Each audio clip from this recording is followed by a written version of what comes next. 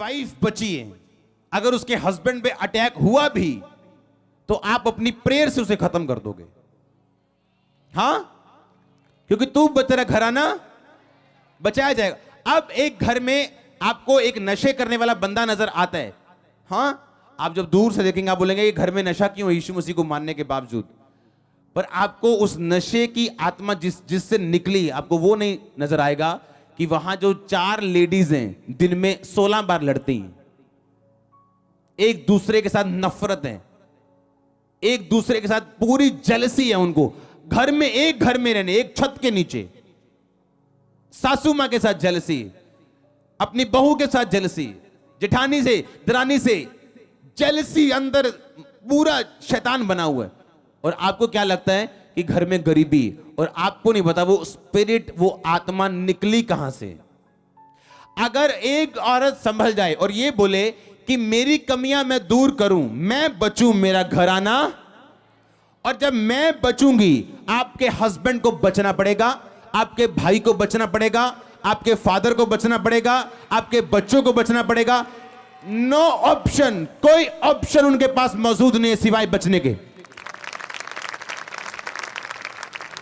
कोई ऑप्शन नहीं है उनके पास, क्योंकि आप क्या हो चुके हैं, बच चुके हैं। पर आज एक 70 साल का बंदा अपनी गर्लफ्रेंड रखता है और आके परमेश्वर के दास उसके नबी को पूछता है, बोलता है प्रेयर करना मेरे घर के लिए। और पास्टर सोचता है क्यों इसके घर में काम नहीं हो रहा। लोग धोखा देते हैं आपको सेवा में, चोरी करके आएंगे और आपसे ले हैंड करवाएंगे और बोलेंगे मैं 10 साल से ठीक नहीं हूं। और आप बोलेंगे क्रिश्चियन होकर 10 साल से तू ठीक नहीं है यार, ये क्यों। और आप परमेश्वर की ओर देखे जाएंगे, परमेश्वर तो बड़ा कसूर है ना, तो परमेश्वर पता नहीं किन्ना का गलत है, पता नहीं। हां, प्रभु का कसूर निकालें और शक करेंगे आप कि क्या परमेश्वर हील क्यों नहीं करता कई लोगों को, पर आपको मालूम नहीं। चर्च में एंटर करना, मैंने लम्बे पैजाना बंदे ने, पापा जी पापा जी पापा जी, और थोड़े दिन बाद चर्च में चोरी हुई, किसने की, उसी ने की। और हमेशा प्रेयर रिक्वेस्ट लेके आता था, मेरी वाइफ बड़ा बीमार रहती, हर वीरवार नू हर शनिवार नू ना इत्थे अटैक हुंदा। पास्टर को लोग धोखा देते हैं, पास्टर्स को। लेकिन जब प्रभु आपकी आंखें खोलते हैं आप फिर धोखा नहीं खाते हैं। आमीन। आप उसको वचन देते हो, तू बच, तेरा घराना।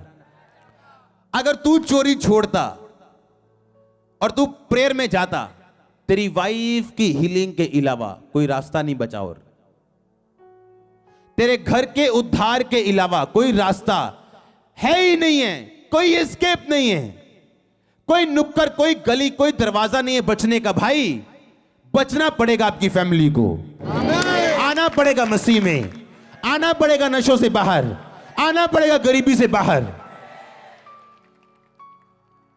आज आप शक करते जब एक ठेकेदार बोलता है कि मेरा काम नहीं चलता, 15 साल से मैं चर्च भी जा रहा हूं, उसको एक ठेका देके देखो, 15 झूठ बोलेगा वो आपसे, आप चाहे जितने मर्जी पास्टर प्रेरित क्यों नहीं है, और आप समझ जाएंगे तेरा 15 साल से काम क्यों नहीं चलता। अब मैं समझ गया हूं, तेरे को प्रेयर की जरूरत नहीं है, तेरे को तौबा की जरूरत है। आमीन। तू बच, तेरा घराना, तू बच, तेरी सेवकाई। एक सेवा बड़ी और एक छोटी क्यों? क्योंकि वो एक मैन ऑफ गॉड के ऊपर डिपेंड करता है, वो कैसे सेवा करता है, उसने कितनी बात सुनी है परमेश्वर की, कितना टाइम वो प्रभु के साथ बिताते हैं, और परमेश्वर की कितनी आज्ञाकारिता में। हालेलुया। परमेश्वर पर निर्भर नहीं करता आपने कैसे लिया प्रभु के वचन को। बोने वाला बीज बोने के लिए निकला, बीज में वही 100 गुना फल है, लेकिन आप गिरे कहां? पथरीली भूमि पे गिरे। कहां होती आपको पता है सड़क के किनारे कैसे गिरते हैं आप? हाँ, सड़क पे नहीं, सड़क के, क्योंकि खेत और सड़क के बीच में एक जगह होती है मिट्टी वाली। हाँ, आप वहां गिरते हैं। ना धोबी का कुत्ता, ना घर का, ना घाट का, ना चर्च के तो ना संसार के। संसार गए तो चर्च आए तो जय मसीह की, बाहर गए तो कुछ और, तीसरे रिश्तेदार के चले तो कुछ और।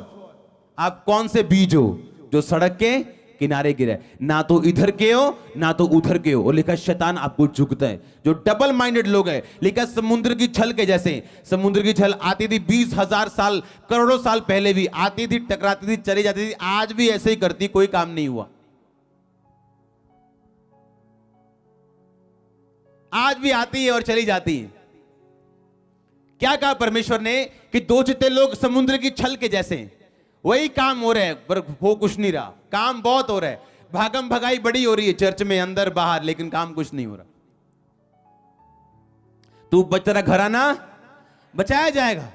अगर मुझे यह मालूम है कि अब मैं तौबा में आ गया हूं, मैं प्रेयर में आ गया हूं, पवित्रता में आ गया हूं, अब मुझे क्या करना है? अब मुझे नहीं परवाह किसी की, मुझे सिर्फ प्रभु में चलना है। अब सब बातें मेरे पीछे आएगी, मेरे परिवार की साल्वेशन मेरे पीछे आएगी, मेरी बरकत पीछे आएगी, मेरी आशीष पीछे आएगी।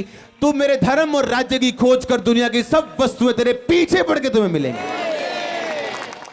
परमेश्वर के दास के द्वारा टीचिंग्स को सुनने के लिए, अनाउंसमेंट्स और अपडेट्स को जानने के लिए आप हमारे YouTube चैनल को सब्सक्राइब करें और साथ में बेल आइकन को दबाएं, ताकि जब भी कोई नई अपडेट हो तो आप सबसे पहले जान सकें।